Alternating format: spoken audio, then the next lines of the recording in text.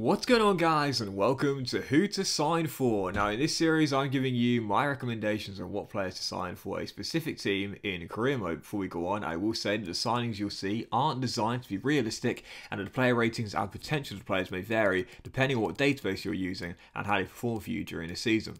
Obviously, you don't have to follow all the tips. This is really just a set of guidelines to give you a hand if you're stuck for ideas and want some suggestions on what players you could sign for a certain club. This is mainly aimed at those who are out there who may be new to the game and just need a little bit of advice, or for those who are out there who just want a few recommendations on what players to sign for a team you may be using in career mode this year. So in today's episode of WTSF, guys, really excited for this one. We are going to take a look at the Galacticos, Real Madrid of the Bernabeu, the Spanish capital Madrid, playing in La Liga. And of course, as we know, they are the most successful Champions League club of all time. No one's won the Champions League more than Real Madrid. 13 Champions League. And yeah, coming into Real Madrid with a monster budget, with wage budget alteration, you're looking around 150 to 155 million pounds. Unsurprisingly, Real Madrid, one of the biggest clubs in the world, their objectives in the first season are to win everything. Yeah, when you take over at Real Madrid, you know the pressure's on from the very first day you arrive. You got a 5-star team full of world superstars: Karim Benzema, Toni Kroos, Luka Modric, David Alaba, who's now in, Courtois between the sticks as well. You got Bale there as well, Hazard too. It's a phenomenal team with some great youngsters coming through as well. None better than Camavinga, the young French midfielder who of course they just signed. It's a phenomenal team. It's a 5-star side. They've got a monster transfer budget. And again, in the first season, you're asked to win every single thing you're going for. No pressure. But yeah, Real Madrid, great team to use for a career mode. And you know, they're a 5-star team. What I love about Real Madrid is this.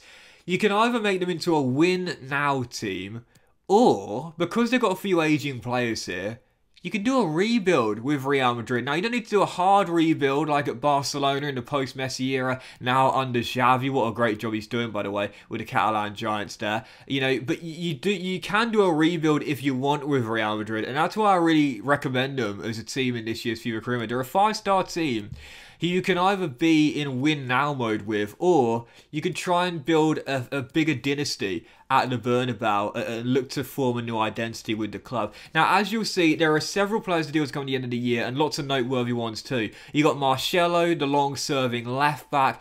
You'll notice that Gareth Bale has his deal coming at the end of the year as well. Isco also has his contract at the end of the season, does.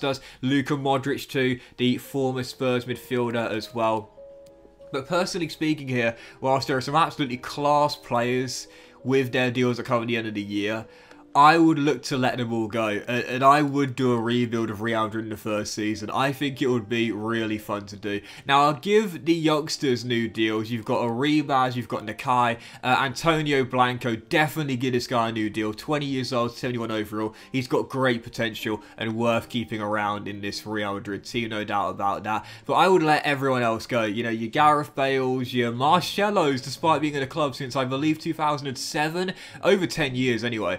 Long-serving left-back, you know, Isco, I'd let them go in the first season. I would look to sell those aging players in the first season and look to rebuild Real Madrid at the Bernabeu in the summer transfer window. So on the transfer list, look at the players here. Look at the star names: Marcelo, Bale, Eden Hazard, Vasquez, Isco, and also Mariano as well. You've got 4 players that are 30 and older: Isco that's 29 and Mariano at 27 as well. Real Madrid are such a fun team to do a career mode with this year, because again, you can either stay in win now mode or you can do a rebuild. So if you are going to rebuild Real Madrid like I choose to do so, these are the players I would look to sign for the Galacticos. First name would be this one here, Mikel Oyarzabal of Real Sociedad. 85 rated left-footed winger, and I would personally bring him in as soon as possible. He's only 24 years old, he's got 89 potential, and he's the perfect player to play as an inside forward on the right, because he's got a left foot as well. So this guy stepping in from the right, then you got Rodrigo or Vinicius on the left-hand side, and Benzema as your false 9 as well. yeah, my number one target, Mikel Oyarzabal. We signed him from Sociedad for 72.5 mil, plus included Gareth Bale as part of the deal as well. And that's the key as well. You want to make sure you sell those players that I showed you on the transfer list there, because, you know, Bale's only got a year left on his deal. Isco's only got a year left on his deal. They're not going to be first team members for you anymore, but they're on really high contracts. They're on really, really high wages. So getting their salaries off the books is really, really important to build for the future, restructure the wage bill, and look to bring in younger talent as well. So yeah, my first signing was Oyarzabal, bringing him in from Real Sociedad, and my second signing was going to be this guy. Now, I'm a huge fan of this guy. I think he's criminally underrated. You'll know him. It's Rodri from Manchester City, of course, formerly of Atletico Madrid. Now time to take him to the Bernabeu. He's one of the most intelligent players in the Premier League, in my opinion. Really, really intelligent. Reads the game so well. And he's a key, crucial member of Pep Guardiola's Manchester City team.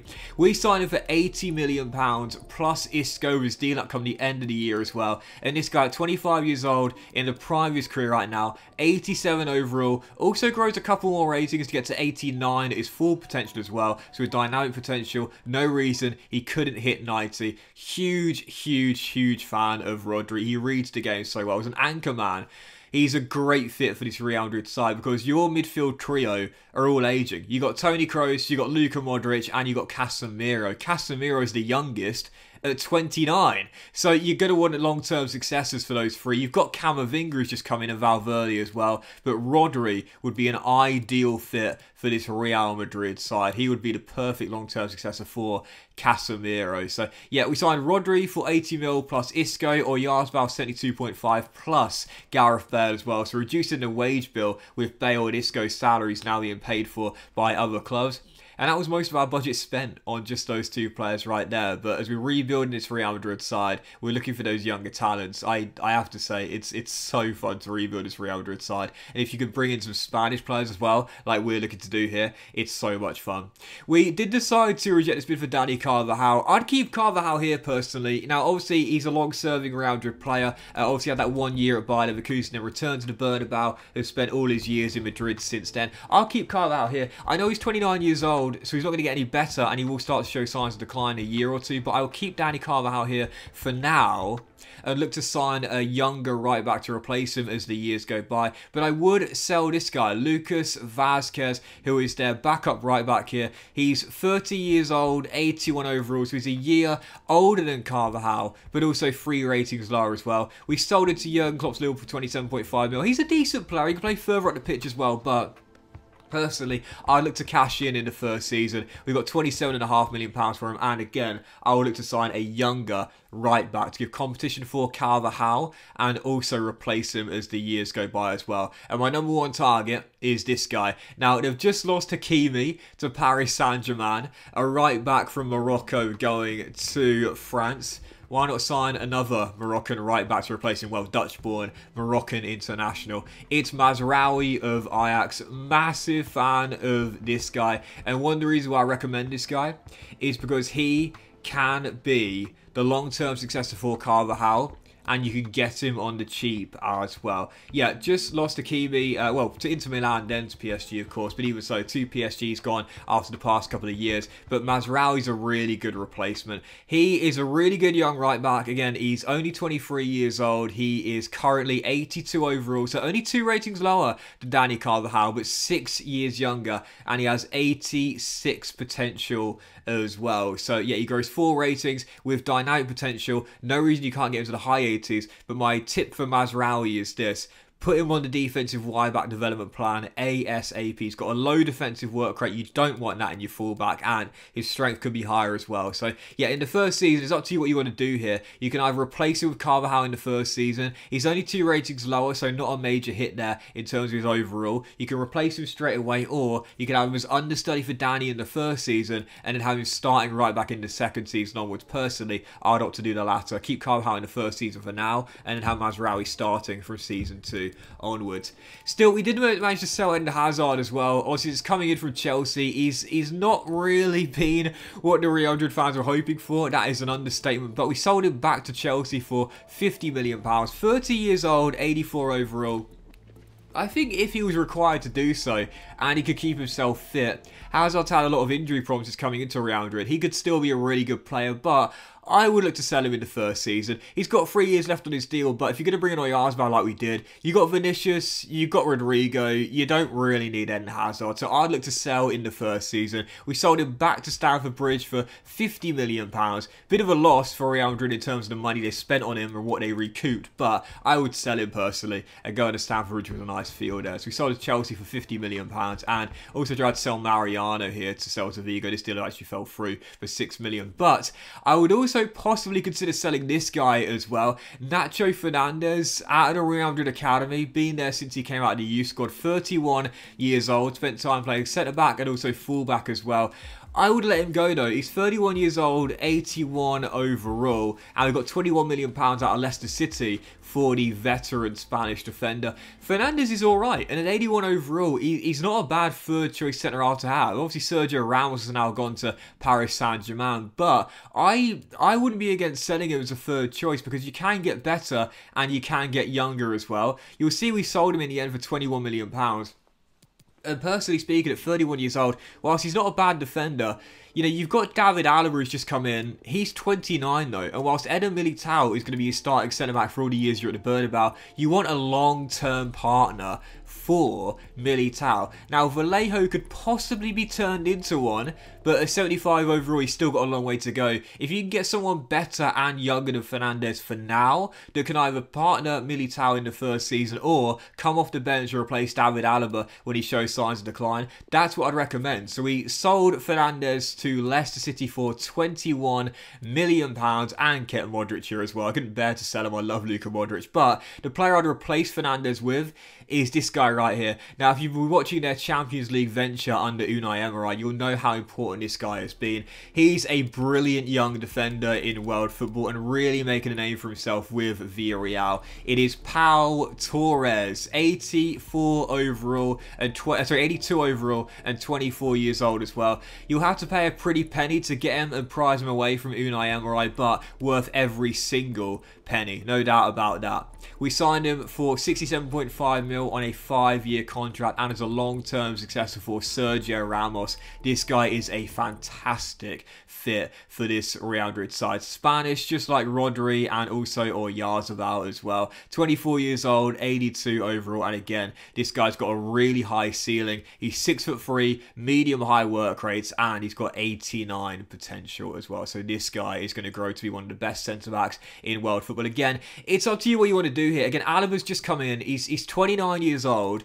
5'11". You could possibly have Alaba coming off the bench or moving back to the position he spent so many years playing for at Bayern Munich in the left-back role and drop Mendy to the bench, or you could put Militao on the bench and start Torres and Alaba together. It's up to you, but personally what I would do is I would start Torres from the bench in the first season, have Militao and Alaba starting together in the first season, and as from season 2 onwards, I'd put Pau Torres in the first 11 and drop David Alaba, who at that point be 30 years old, to the bench as well. So just like with Mazraoui and Carvajal, the first season, Mazraoui and Torres, I'd had them as understudies for Carvajal and Alaba. For season 2, I'd make sure they're in the first team on a regular basis to maximise their potential. So we sold Marcelo to Napoli, we sold Mariano to Lazio as well. So we didn't get too much money, we did get the salaries off the books here, and with the season ticket money we got, which is £43 million, we had just over £50 million to work with a week to go before the season started,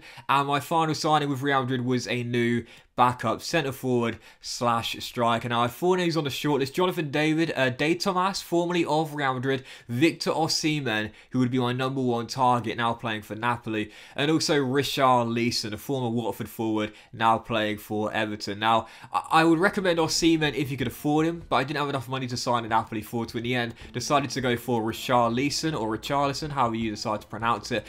You'll probably spend most of your remaining budget on the guy. We spent 51 mil plus a 10% sell-on clause to get him away from Frank Lampard. But Richarlison is a great forward to have in this Real Madrid side, because with Benzema, he's operating a little bit deeper these days in a false 9 position, and Richarlison can do that job very well. You can either operate this guy on the wing as an inside forward, as an out-and-out number 9, or slightly deeper as a centre forward. That's why I really like Richarlison. He's got great versatility, he's got great stats, he's so skillful, he's got so much flair. With the balls at his feet, it's really exciting. 4-star skill moves, a 5-star weak foot as well, and an 82 overall and 24 years old as well. Again, he's still got good potential, could grow to 86 overall, possibly higher with dynamic potential. And again, because of his versatility, there's no reason why you can't convert him to a winger as an inside forward, or if he's your long-term successor for Karim Benzema, you can convert him to CF in just 7 weeks. It won't take him long to be faced slightly deeper down the pitch. He's a great player to pick up, and I definitely recommend him as your backup striker for Benzema in Season 1. So in the end, we sold 5 players for 111.5 mil and signed 5 players for 303 million pounds. It was a net loss of 191.5 mil. Lots of money spent in the first season, but as we started rebuilding this Real Madrid side, you look at the players that left us, you know, Vázquez, Marcelo, Fernandes, players that are in their 30s or in their late 20s, and the players that came in, Oyarzabal, Rodri, Torres, Mascherano, Richarlison, all of these are in their mid or early 20s. We started a rebuild, we brought 3 Spanish players in, we've got great potential in this team now, but the question was, in Season 1, could we deliver the goods? Could we win the treble in the first season at the Bernabeu like the board expected in Season 1? Or would we come up short in our pursuit of a magic treble? Well, as per usual, we'd simulate to the end of the season to see how we would get on with Real Madrid in Season 1. And as you can see, well, there was no Champions League final.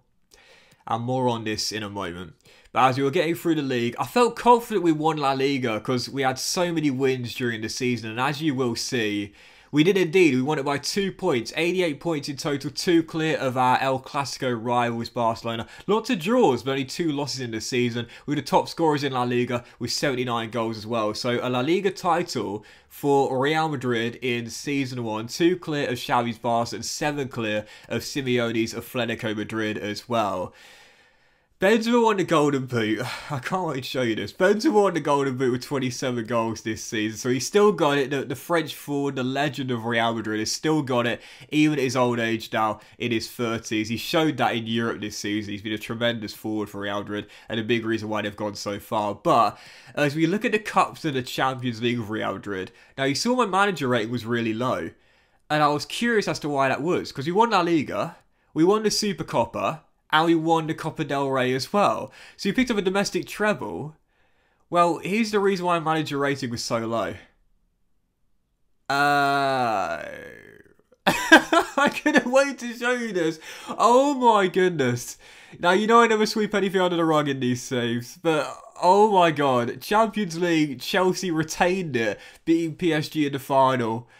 We were knocked out in the group stage, and we finished bottom. Even lower than PEC's Wall with just 5 points and 1 win. I do not know what happened there. I've got absolutely no idea, but I thought it was hilarious. And that's why my manager rating was so low. So we won a domestic treble in Season 1. Supercopa doesn't count towards the objectives, but hey, we won La Liga, and we won the Copa del Rey as well. But the Champions League, do not ask me what happened there. I'd love to know what did happen, but my goodness gracious me. 4th place in that group. And no disrespect, you got Inter Milan, Shakhtar Donetsk, PSG as well. You know, you wouldn't call it an easy group, no doubt about it, but it should be targeting top spot.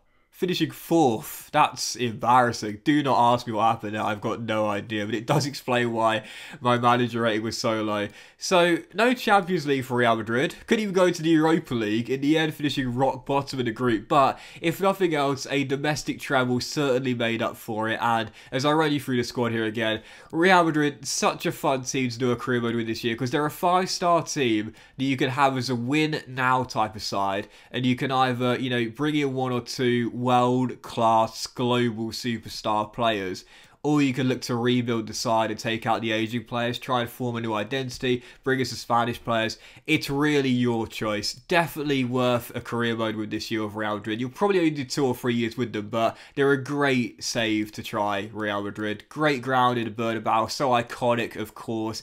Wonderful kits as per usual, and again, a team who you can either be in win now mode with or in rebuild mode. The choice is yours. I would definitely recommend it for a career mode this year. They are so fun to use. But that will end today's episode of Who to Sign For, guys. Big thank you for watching the episode. Really hope you have enjoyed it, and if you have enjoyed today's episode of WTSF, then please do drop a like. Much love to you all. Have a fantastic day, and I'll see you for the next episode of Who to Sign For very soon.